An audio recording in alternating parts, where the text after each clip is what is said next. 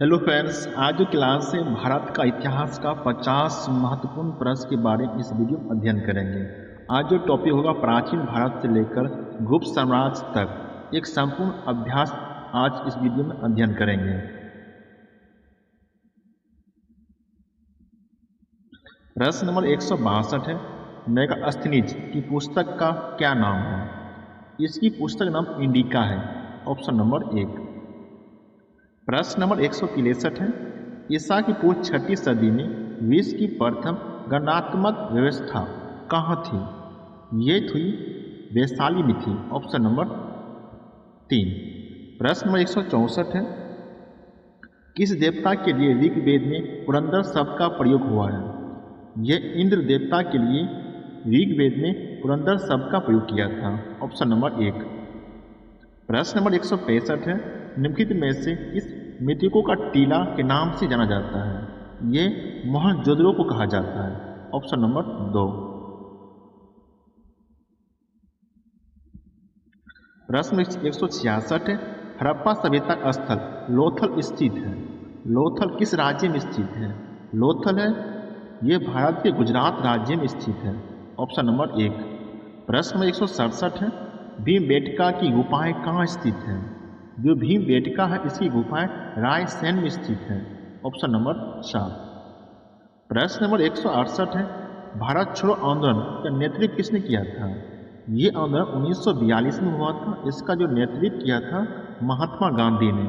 Option number 3। प्रश्न 169 है, हुएसपर और पुरी के मंदिर किस शैली से निर्मित है? ये जिस शैली है नागर शैली से निर्मित है। Option number 1। प्रश्न 170 है, अशोक के प्रस्तर अभिलेख के प्रतीक थे। इसका जो प्रतीक थे ये एक प्रशासन के प्रतीक थे। Option number 3। प्रश्न नंबर 171 है, ज्योतिर्मय खेत का प्रमाण सिंधु सभ्यता में किस स्थल से मिला है?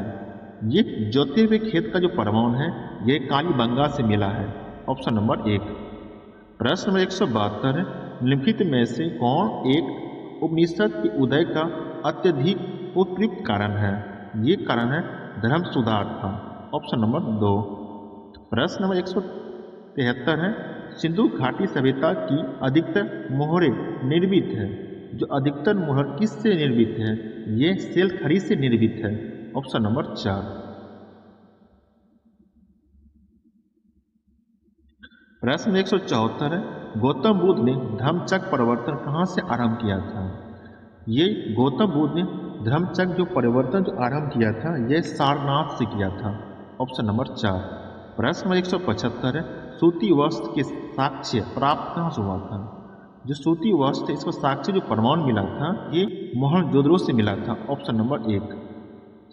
प्रश्न नंबर 176 है, मगध की प्रारंभिक राजधानी कौन सी थी? मगध की जो शुरुआत की राजधानी गिरिव्रज थी। Option number 3। प्रश्न 177 है, निम्न में से कौन सा विष्णु का अवतार नहीं है? इसमें दधीचि ये विष्णु का अवतार नहीं है। Option number 4।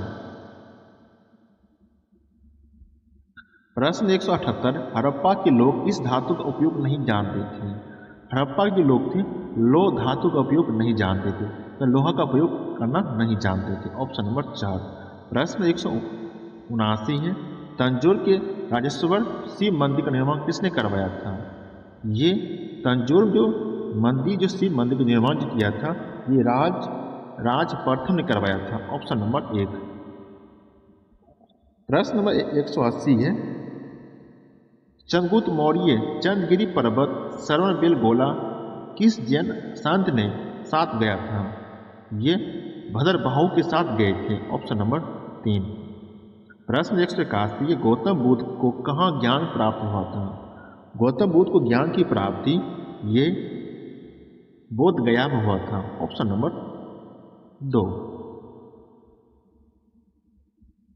प्रश्न 182, मगध के किस प्रारंभिक शासक को गद्दी के लिए उसके पुत्र ने हत्या किया था? ये बिंबिसार की हत्या हुआ था। अजातशत्रु ने बिंबिसार की हत्या करके राजगद्दी पर बैठा था। Option number 1। प्रश्न 183 है, गौतम बुद्ध का नाम क्या था? गौतम बुद्ध का नाम बचपन का नाम सिद्धार्थ था। Option number 1।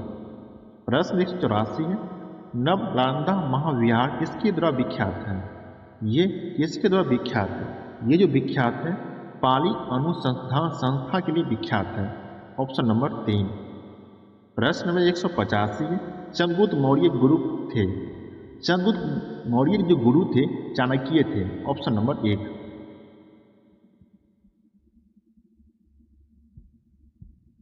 प्रश्न 186 है, थियोसॉफिकल सोसाइटी की स्थापना की नींव किसने रखी थी? इसका जो नींव रखा था मैडम HP। Option number 1। प्रश्न 187, अशोक के शिलालेखों का प्रयुक्त भाषा कौन सी है? जो अशोक था जो शिलालेख का प्रयुक्त जो भाषा थी ये थी प्राकृत थे। Option number 3। प्रश्न 188 है, अश्वघोष ने इनमें से किस पुस्तक की रचना की थी? अश्वघोष ने किस पुस्तक की रचना की थी? ये जो पुस्तक था सूत्रालंकार की रचना की थी। Option number 3। प्रश्न 189, सम्राट अशोक के शाहबाजी गढ़ी शिलालेख की भाषा निम्न में से कौन है? इसकी जो भाषा थी खरोष्टी थी। Option number 4। प्रश्न 190 है, शक संवत का प्रारंभ कब हुआ था?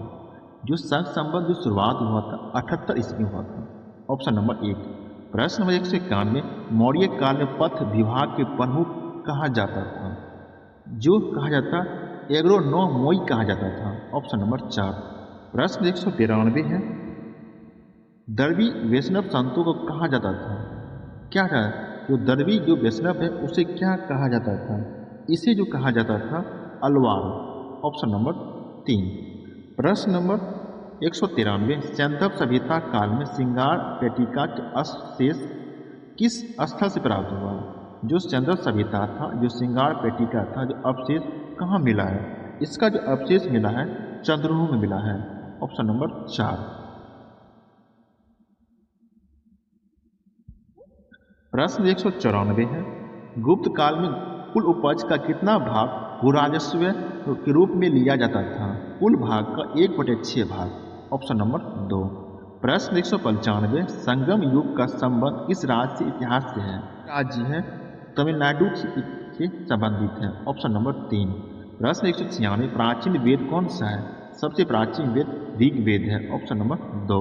197 में सबसे अंत में कौन सी घटना हुई है? सबसे अंत में अशोक के कलिंग विजय हुआ था। Option number 4। प्रश्न 198 में महात्मा बुद्ध ने कहाँ महापरिनिर्वाण प्राप्त किया था? ये कुशीनगर में। Option number 2। प्रश्न नंबर 199, कौन सा जनपद 6वीं एवं 4वीं शताब्दी की ईस्वी पूर्व के मध्य सबसे शक्तिशाली महाजनपद था? सबसे कौन था? सबसे महाशक्तिशाली जो जन थी ये मगध था। Option number 4। प्रश्न 200, जैन धर्म का 23वां तीर्थंकर कौन थे? ये पार्श्वनाथ थे।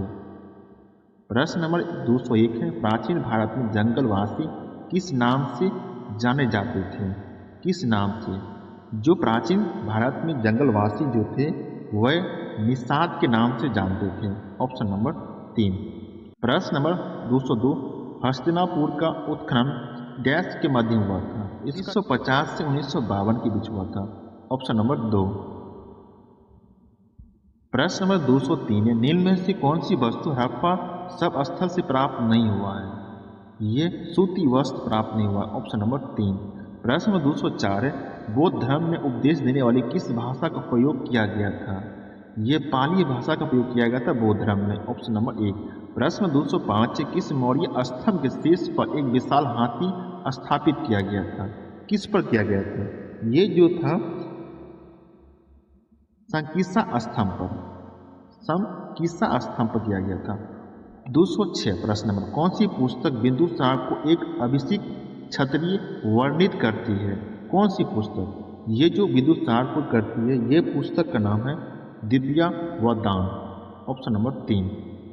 प्रश्न 207, इलाहाबाद स्तंभ अभिलेख की 21वीं पंक्ति में आर्यभट्ट के कितने शासकों का जिक्र किया गया है?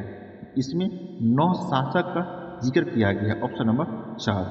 प्रश्न नंबर 208, किसने तर्क दिया कि गुप्त और उत्तरोत्तर गुप्त काल में धन अर्थव्यवस्था का पतन दिखता है? किसने कहा था? ये जो कहा था R.S. शर्मा ने कहा था। Option number 2। प्रश्न नंबर 209, भूमि अनुदान किन्हें दिए गए थे जो शाही दरबार से जुड़े हुए थे? ये जो दिए गए थे ये ब्राह्मण को दिए गए थे। Option number 2। प्रश्न नंबर 210 से महात्मा बुद्ध द्वारा अपना प्रथम प्रवचन जिसे धम्मचक्र प्रवर्तन कहा जाता है कहाँ दिया गया था? ये जो दिए गए थे सारनाथ में दिए थे। Option number 1। प्रश्न 211, गौतम बुद्ध को कहाँ ज्ञान प्राप्त हुआ था? महात्मा गौतम बुद्ध को ये बोध गया में ज्ञान की प्राप्ति हुआ था। Option number 2।